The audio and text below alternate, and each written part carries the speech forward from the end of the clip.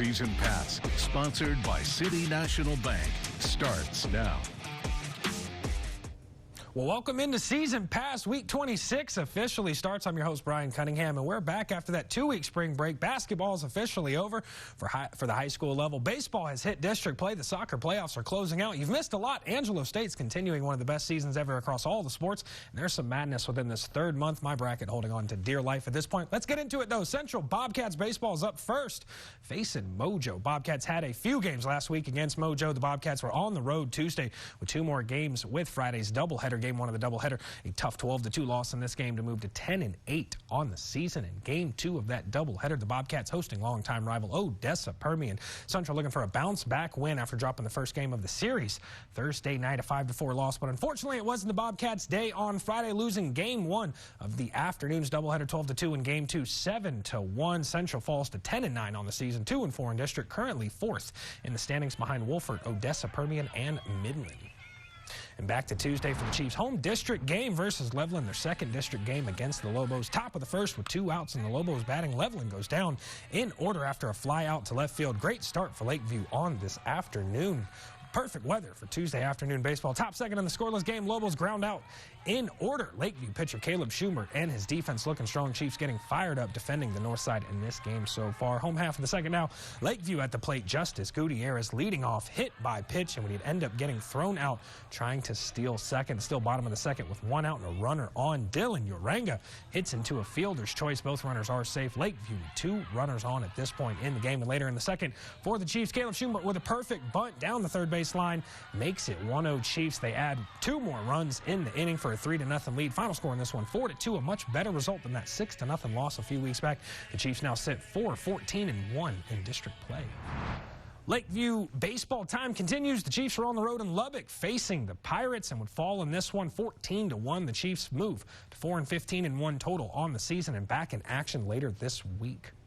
Grape Creek baseball up now. The Eagles at home with Sweetwater in town on Friday night, and the Mustangs would take this one via the shutout, a 5-0 ball game. The Eagles moving to 2-10 on the season and in action again later on this week.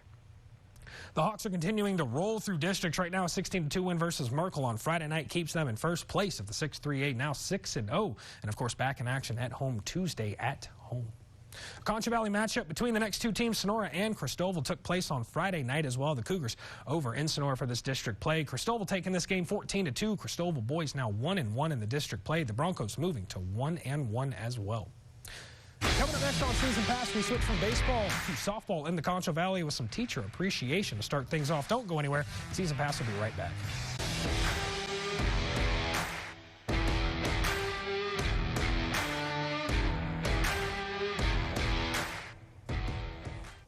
We pick things up now with softball. A little recap from last week's games from some local teams around here. Central always starts it off first. Lady Cats defending their home field. Lady Cats at home showing teachers appreciation pregame. And what a game to bring your favorite teacher out to. Back-to-back Bronco triples in the top of the first. Made it a 1-0 game early on. Could have been much worse, but the Lady Cats would stop the bleeding with a strikeout to end the top half of the first inning. Of bottom second, Central Cicely Gutierrez starts things off. Base hit up the middle that brings 2 Cats home. Central takes the 2-1 lead. A stand-up 2 RBI double here on the play for Gutierrez, and still in the second. Sophia Rudolph up now, a monster hit off the left wall. Lady Cats starting to pile this one on, a 4-1 game early in this one through 3 innings, and Lady Cats run away with this game. Final score in this one 9-1, and later in action this week. Lakeview softball now at home versus Levelland, who came to town Friday night. The Maidens taking a big game. 30 points between both teams were scored in this one and moving to 2-2 in district play. 11-9-1 overall for the Maidens so far this season. Wall Hawks softball up now, a Concho Valley matchup between Wall and Grape Creek. Just as the boys played the Lady Eagles and the Lady Hawks in this contest, Tuesday's game was all Hawks, though. A 15-0 run on to Friday for the Hawks' second game last week, this one versus Merkel. Lady Eagles keeping the trend alive for Wall Friday night, also winning their game in Merkel in big fashion as well. A 14-1 rout to stay in second place in their district, and also back in action Tuesday afternoon as well. And Lady Cougars over in Sonora for this district play between 2 Concho Valley teams. Christoval taking this one 18-5 final score. The Lady Cougars now 4-1 in their district play. The Lady Broncos now move to 2-2, and both teams back in action next week. And coming up next on Season Pass, we recap Central and Lakeview soccer second-round playoff matchups, and we hear from both the coaches before those games. Don't go any Season Pass. We'll be right back.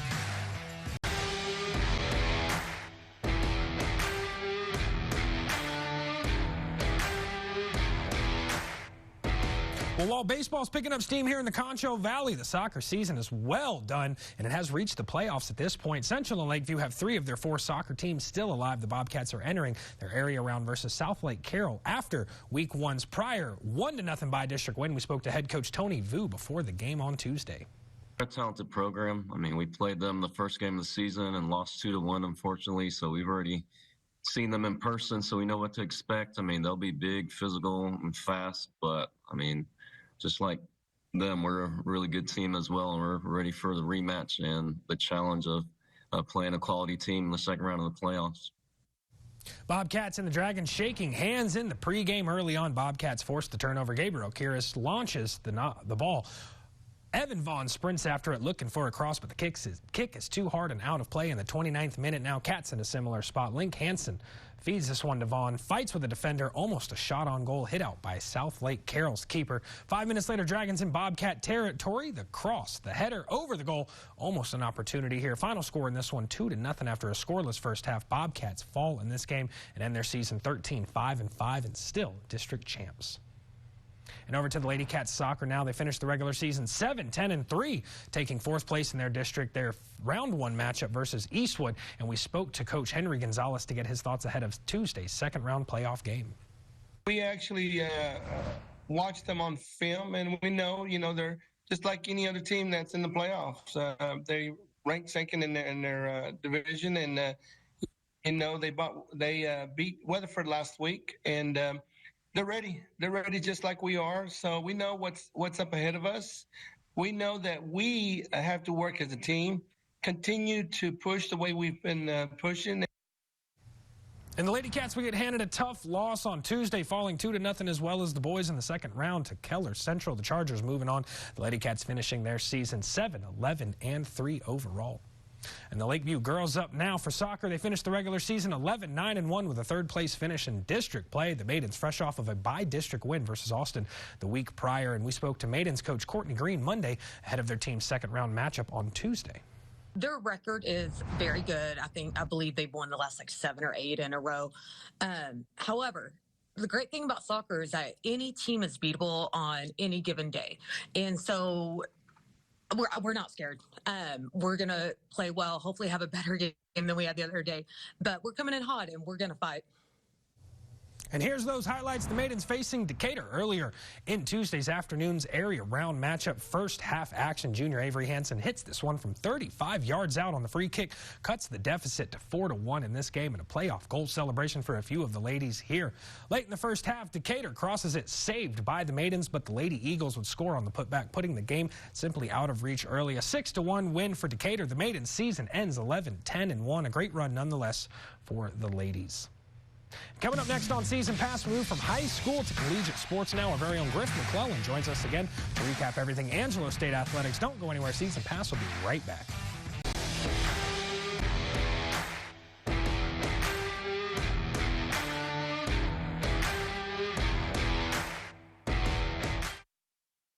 Where Angelo State softball found itself in some unfamiliar territory heading into the weekend, carrying a season-long 4-game losing streak. After heartbreaking losses versus West Texas A&M and Midwestern just a week earlier, this weekend the number 7 Red Bills prepared to hit the road once again, this time at UT Permian Basin on Friday, followed by Sul Ross State on Sunday. 2 pretty favorable matchups for ASU, given that UT Permian Basin entered Friday 1-23 in LSC play, while Sul Ross was 4-20. Snapping the losing streak wasn't the only thing on ASU's mind this weekend, though. Head coach Travis Scott also needed just 2 wins to reach 1,000 career wins. We've got a great group of girls. I mean, I love coaching this team and still love coaching this team even after a rough weekend. And they're going to bounce back. They're going to respond, and they're going to do things the right way. But we just got a couple of little reminders about some things that we require them to do as individuals and as teams, but as a team. But I'm just still proud of the way they're representing this university and representing themselves, and we'll be okay. Let's see how those went. Game 1, Friday, UT Permian Basin, the Rebels end the 4-game losing streak with ease. ASU just dominates 10-1 in 6 innings. Amelia Hawthorne gets the win, improving to 8-1 on the season. Ashton McMillan also goes 2 for 2 at the plate, delivering an RBI double in the first inning. Travis Scott now just 1 win away, closing in on some history.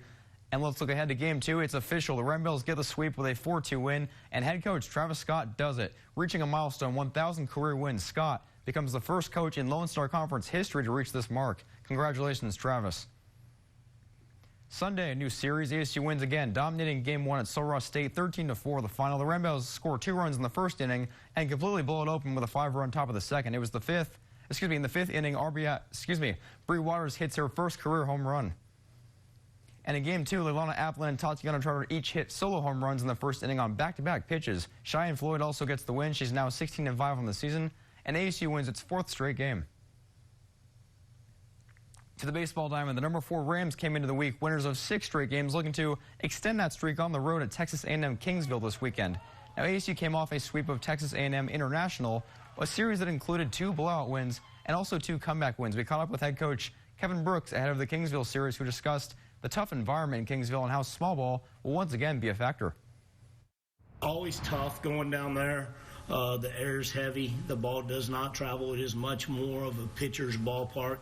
They're going to do a lot of the small ball stuff, that we'll need to handle defensively. And then, free bases are going to be huge. And then hopefully we'll find a way to get a couple. The number 4 Rams take care of business in Game 1 versus Kingsville, 7-0. Dax Dolphy pitches a complete game shutout, recording 7 strikeouts and allowing only 2 hits as the Rams cruise. Game 2, not much different. The Rams continue to pour it on. Justin Harris records 4 RBIs, including an RBI bunt single in the top of the 3rd inning and a 3-run homer in the 5th. Now, because the series was pushed back 2 days due to inclement weather in the Kingsville area, it will conclude tomorrow with games 3 and 4 as the Rams look for the sweep. Game 1, first pitch is scheduled for 1 p.m. with Game 2 expected to follow at 4 p.m. The Rams will have a short week of practice before returning to its home field on Friday for a series with St. Edwards. Over to tennis, the number 18 Rebels return to their home courts this weekend, officially marking the start of conference play for the remainder of the 2025 regular season. ASU returned from a 3-match road trip in Lake Nona, Florida, one where they were definitely tested. ASU claimed the doubles point in each of those matches, winning 2 of them. Despite claiming doubles versus number 6 Flagler College, the Rebels dropped 5 of the ensuing 6 singles matches, resulting in their first loss of the season. This week, ASU hoped to bounce back ahead of its 2nd LSC match of the season. Here's head coach Jason Potoff with his thoughts ahead of the matchups versus Dallas Baptist and UT Tyler. The Lone Star Conference is stacked this year, honestly. Every weekend is going to be super tough, and I'm really happy that we get to play these 2 at home this weekend, so that'll be nice. But yeah, there's not really a lot that we need to change. We just kind of got to, just sharpen some things up still. Potoff and the number 18 Rebels looking to stay unbeaten at home this season and get back in the win column. Good start for ASU. The Rebels get the early doubles point to lead 1-0, thanks to Avery Durham and Eva Schwartz winning their match 6-3, and Benny Reggiati and Margot Renee winning theirs earlier by a score of 6-1. Singles started well for the Rebels as Eva Schwartz won her match in straight sets 6-3, 6-3, and Margot Renee won a 3-set thriller 6-3, 5-7, 6-1. Benny Reggiati took set 1 of her singles match but dropped the next 2. Yvette Stinsheva loses both sets. Jessica Lee cruises 6-1 in set 1 but drops the next 2. And Durham comes up short in a 3-set thriller 2-6, 6-4, 5-7. ASU fights hard all day, but it isn't quite enough as Dallas Baptist comes into town and gets the 4-3 win, handing the Rebels their first home loss of the season. Very next day, Coach Potoff and the Rebels back home versus UT Tyler, looking to bounce back and end the losing streak. Things didn't go ASU's way early on, though, in doubles. Avery Durham and Eva Schwartz dropped their doubles match 6-1, and Benny Reggiati and Margot Renee lose theirs, too, by a final of 6-4. In singles play, Yvette Stensheva takes her match 3-6, 6-2, 6-2, a little comeback there, and Jessica Lee wins a thriller after dropping her first set 7-5. She comes back to win via tiebreakers each of the next 2 sets. Unfortunately, the Rebels couldn't capitalize the rest of the way. UT Tyler hands ASU its 3rd straight loss, this time by a final of 5-2. ASU track and field concludes its week in Austin. The Clyde Littlefield Texas Relay. Some notable highlights. Marie Schuler finishes tied for 14th in the women's hammer throw, reaching 56.7 meters. In the men's 400-meter hurdles time final, Marcus Wilson and Morelos finished 13th and 19th respectively. Oleg Enenev finished second in the men's pole vault, reaching a height of a little over 5 feet. And in the women's 100-meter hurdles, Marisha Spence finishes 34th with a time of 14.5 seconds. Let's now take a tour around the newest facility in San Angelo. That is a new home for ASU Golf. The $5.2 million facility includes a state-of-the-art 3,600 square foot building, an extensive patio area, and an outdoor short game course. The building includes training areas, locker rooms, offices, restrooms, and even a golf simulator. ASU Athletic Director James Reed, ASU President Ronnie Hawkins, and Bell's head golf coach Barb O'Dale all spoke during the ribbon-cutting ceremony, and the ASU players put their skills on display. Next, the Red Bells head west to Tucson, Arizona for the WT Desert Invitational beginning Monday, March 31st. Mia Clark, Johanna Erling, Lacey Stevens, Kara Knight, and Caitlin Vanderkirk will compete as a team, while ASU's Kelsey Klein will compete individually.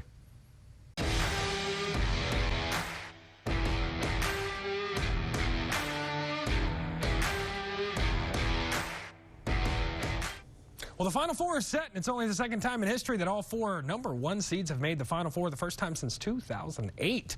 The Florida Gators punched their ticket, erasing a 9-point deficit with under 3 minutes to play against Texas Tech, taking on Auburn. The Tigers holding off Michigan State to punch their ticket behind their best players. 25-15 day. Auburn now faces the Gators in the Final Four. The second time this season the Tigers and the Gators faced, the Gators winning the last contest. In our next Final Four matchup, Houston took the game against the Volunteers with a commanding 19-point win. The Blue Devils winning their matchup, stifling the Crimson Tide's high shooting volume, and all four #1 seeds ahead of us next weekend. Again, only the second time ever this has happened. Action picks up again on Saturday the 5th, championship 2 days later, April 7th. And our next story involves coaching at a lower level of sports and how we have the impact kids are playing these games that they love. Here's that story. When Paul Dynas and his son Tanner head to the Diamond, they're no longer playing just to win. They're focused on something more important. Told you. Paul Dynas was, for a time, coaching Tanner's team, but now his coaching days are over. I was a horrible parent for many years. I would follow him around the field. And they're just like being super hard on me.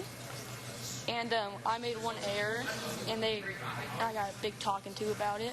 Anna Dynas is Tanner's mom. Every time Tanner struck out, he'd look at him, no matter what. And I'm like, he needs to stop because he's already in his head. And so now he struck out, and now he's worried about that, and he's worried about what he's thinking of him. So you benched him? Yeah. The Dynas family had a problem and sought help from a real pro. Who in here wants to play professional baseball? Professional ball player Travis Snyder counsels parents to get off their kids' backs. Snyder hammers one to center field. After a 16-year playing career, Blue Jays, Pirates, Orioles. Now he's trying to change the culture of youth sports through his Seattle-based company, 3A Athletics. What do you want parents, coaches, and players to know? We want them to have a community of resources and feel like they're not alone, because being a parent is incredibly difficult, and then you throw the pressure of sports, the time, the money, the energy. It just intensifies that emotional attachment that we have to our kids, who are the things we love the most. And here's the reality. According to the NCAA, less than 7% of high school athletes play in college, and only 2% of them make it to the pros. Snyder, now a father of 3, brings a unique perspective to coaching kids and parents. As a boy, he was the best youth player in Washington State, but as an adult, he was diagnosed with complex PTSD after a lifetime of challenging moments. You've been very open about this moment when you're 11 years old, you're standing there on the pitching mound, you're having a great game, but all of a sudden you have a meltdown. What happened? At the time, I was the best player on the team, so that's a lot of pressure. And then when things don't go to plan, it was just too much for my emotional regulation to be able to process that while there's 6,000 people in the stands watching me fail. The Dynas family says they benefited directly from the lessons Travis Snyder learned. Tanner is all in on his strategy to make youth sports a learning experience, not an end game. So, Paul, how important is winning now? I don't care. I just want to see Tanner be happy. Winning does not matter to me. If he's happy, I'm happy, she's happy, and we go home. Which, as a parent, may make him an even bigger winner. For Eye in America, I'm Elizabeth Cook in Seattle. And going back to some college basketball, speaking of our brackets, our basketball bracket challenge, sponsored by Mitchell Automotive Group, is well underway. The Elite Eight is officially over. The Final Four stage is set, and if you're keeping score against Griff and myself, the local VIPs, well, don't call it a comeback just yet. I was down 30 points at one point. It seemed over. It really did, and now I hold a 10-point lead over the man, Griff. I'm coming for you, but the job is not finished yet against Griff. And again, this year's winner is going to get themselves a 70-inch 4K TV.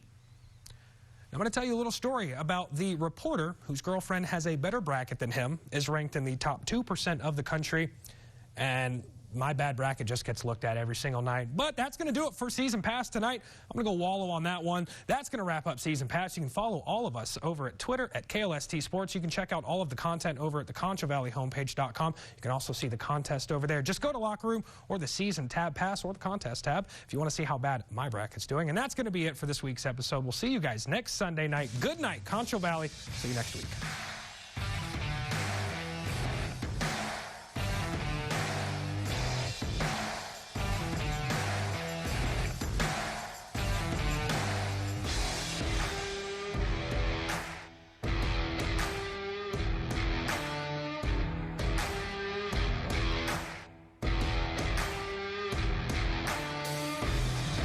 Thank you for watching Season Pass, sponsored by City National Bank. For more in-depth stories, scores, and highlights, head to ConchoValleyHomepage.com. For more on today's stories, visit ConchoValleyHomepage.com. Closed captioning for the hearing impaired is sponsored by the Law Office of Rick DeHoyas.